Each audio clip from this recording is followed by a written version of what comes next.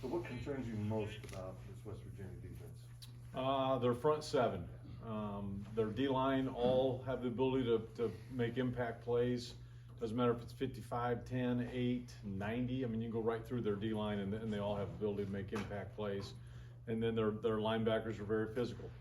And that's the style of football they want to play, is hard-nosed physical football. Does their bandit position, some of their linebackers, give you a dimension that you don't see frequently?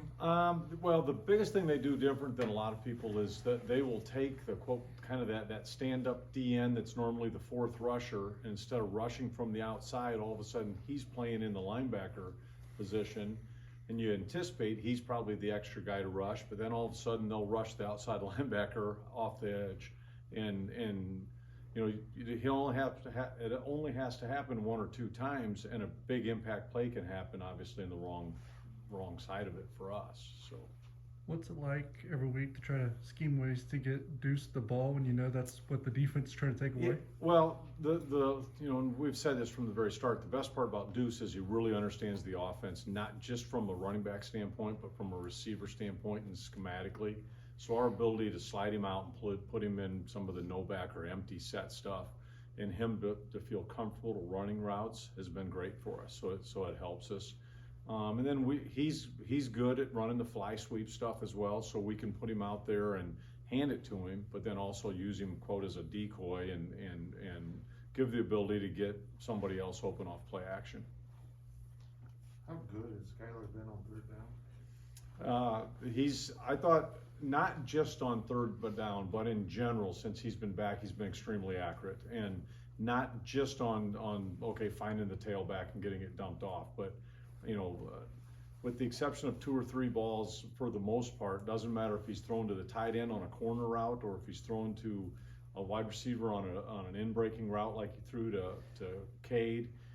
He's been very accurate with the football, and third downs. For anybody to be successful, you got to have success on third downs, and he's done a really nice job distributing the ball and being accurate with it.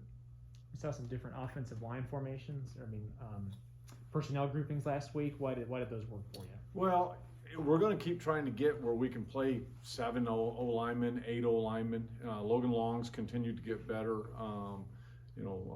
Hadley has continued to play more and more, even though he's young as a freshman. KT got a little bit of playing time. Expect him hopefully to get a little bit more. The more we can play, the better it makes a Revis, a BB. The better it makes Duffy when the fourth quarter comes, rather than them having to play the entire game. How much improvement have you seen in that offensive line from week 1? Oh, well, now knock on wood, because this team really can rush the passer, but you know, if you look at us from week 1 through week 4 from a protection standpoint through the last 4 or 5 weeks, you know, I think they've really started to do a good job communicating, passing things off, being on the same page.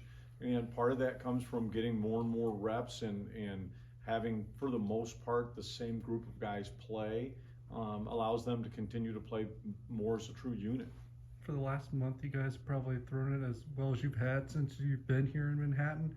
Is that kind of what you almost needed for ammunition on the recruiting trail? In a sense, I think every opportunity you have to show that you'll use the skill sets of the guys that you have allows you to recruit better. You know, we've got now the opportunity to be able to say, hey, we'll throw the ball down the field to you. Well, I'm a tight end. Yeah, we'll throw the ball down the field to you. Well, I'm a wide receiver.